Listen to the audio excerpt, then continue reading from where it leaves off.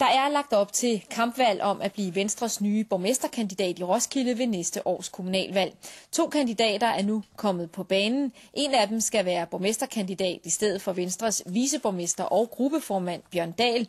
Han måtte for nylig trække sit kandidatur, fordi han havde kørt spritkørsel. Den ene stød, den andens brød, vil nogen måske mene. Hvad siger du så? Siger nej, det er ikke rigtigt. I dag offentliggjorde Venstres byrådsmedlem i Roskilde, Peter Madsen, at han vil være partiets borgmesterkandidat ved næste års kommunalvalg.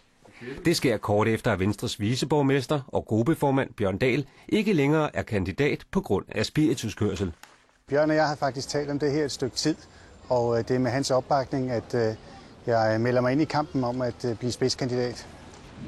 Men Peter Madsen er ikke alene. Allerede efter det seneste kommunalvalg meldte et andet byrådsmedlem af Venstre, Evan Lynnerup, sit kandidatur til borgmesterposten i Roskilde.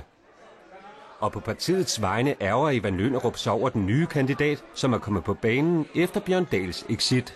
Jeg ærger mig, fordi ikke personligt, det er ikke hensyn til mig, for jeg skal simpelthen nok klare mig, men jeg ærger mig på grund af, at partiet er i den situation med episode med Bjørn Dahl, og der så jeg altså gerne, at vi nu trækker arbejdstøjet, og det ville jeg være i stand til at gøre, hvis jeg var den eneste kandidat.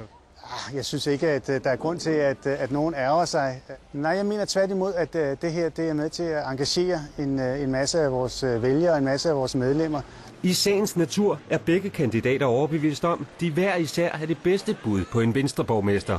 Jeg selv har 5 års ledelseserfaring som borgmester, og synes jeg selv rimelig succesfuld i Gundsø. Jeg vil tilbyde Roskildes borgere en politisk forandring. Ifølge Dagbladet Roskilde har Peter Madsen opbakning af vælgerforeningen i den gamle Roskilde Kommune, mens Evan Lynnerup især nyder opbakning fra partiets vælgerforening i Gundsø. Begge kandidater er dog enige om én ting. Venstres tilbagerobring af magten for Socialdemokraterne og den nuværende borgmester Poul Lindholm Nielsen er vigtig. Det er klart. Det er den politik, vi står for, som vil kunne føre Roskilde fremad i de kommende år. Men jeg er helt sikker på, at hvis jeg ikke kommer i spidsen på partiet, så vil det være et eksperiment, og dermed får vi ikke borgmestermagten af posten. Næste efterårs kommunalvalg er skudt i gang i Roskilde. Først den 27. november afgør Venstres medlemmer i Roskilde, hvem der bliver partiets nye borgmesterkandidat.